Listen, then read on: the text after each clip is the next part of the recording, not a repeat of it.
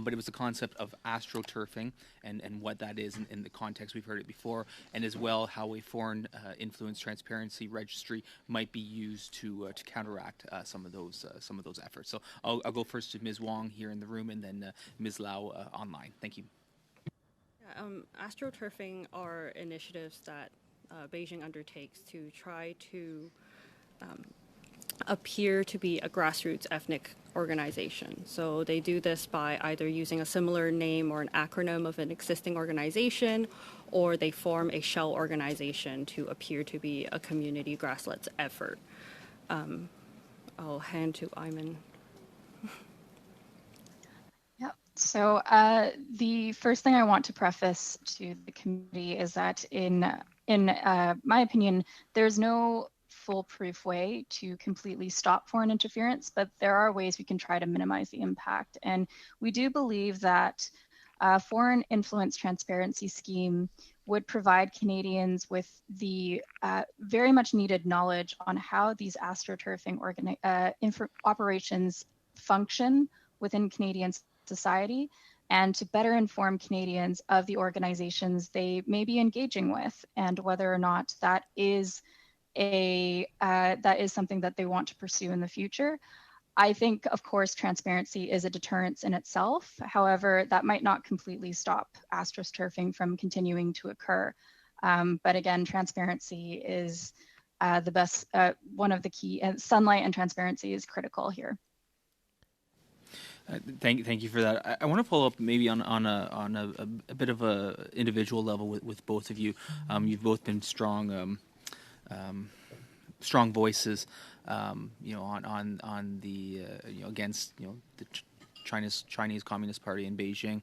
I just want to know from your personal experience what whether you've faced any challenges or intimidation for being such strong voices. Good question. Great question. Maybe I'll start. So when I first founded Alliance Canada Hong Kong 3 years ago, it was a week where I spent in Vancouver. My hotel room was booked by my colleague under a different name from me. The day after we launched Alliance Canada Hong Kong, I held a press conference. At 7 a.m., someone called my hotel room, identified me by name, identified my room number, and said, "We're coming to get you." Now, I'm able to say this calmly here today, but a couple years ago when I think about that day, that morning, I shook in that hotel room. I did what I was supposed to do. I called the Vancouver police. I called for help and said, I think someone is threatening me. They know where I am. They know who I am, and I do not feel safe. To this day, I have not met with any representatives from the Vancouver Police Department. They have never sent an officer to meet with me or to talk to me about this. I have a case number, but there is no information provided to me beyond that this is not an emergency, and in fact, you should not be contacting us about such a issue because it is not a threat in their eyes. Wow, that's brutal. And Ms. Lau, did you have anything to add to that? Certainly, I haven't faced the level of harassment that Cherie has faced, but I do know that at the height of my advocacy, I've had friends who have received incredibly strange phone calls of someone just breathing on the other end of the phone. That sent me into a panic, and on a personal level, engaging in public-facing advocacy has certainly caused personal relationships to be quite strained, and I certainly still worry to this day for my loved ones.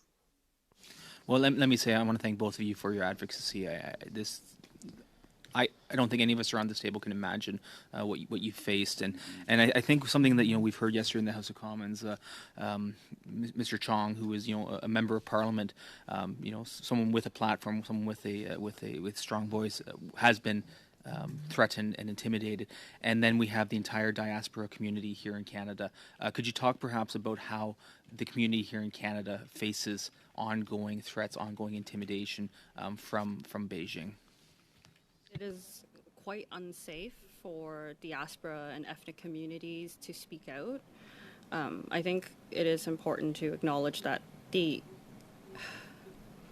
those individuals who feel safe enough to speak out in public spaces often won't face repercussions for their action from state actors, making it an incredibly unsafe environment for dissidents like us to speak up. And when we face these type of harassment and our community members know that there's no action and no safety protocols for us, they become more afraid of speaking out. It is a very isolating and lonely experience, and I hope that we could look to you to provide support to us and understand that there are real concerns and real threats facing diaspora and ethnic communities for them to safely engage in civic duties in this country. Thank you for that. And following up, we've known that there have been, foreign police stations set up in some of the large metropolitan areas in Canada. Which is How does shameful. something like that affect those living in Canada? It's, of course, a very scary experience, and it goes to further make them afraid and be silent because of these alleged police stations. Thank you. Mr. Fergus? Merci beaucoup, Madame la Présidente. Thank you very much, Madam Chair, and I want to thank Ms. Wong and Ms. Lau for being with us today and for their testimony, and especially in response to the question from my colleague about your personal situations.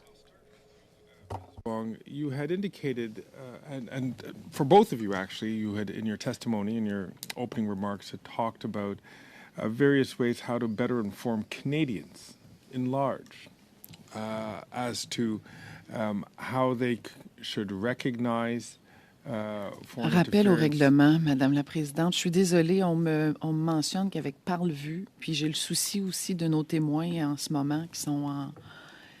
Est-ce qu'on...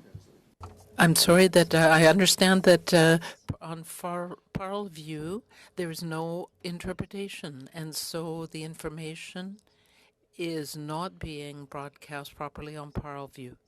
And so that's my point of order.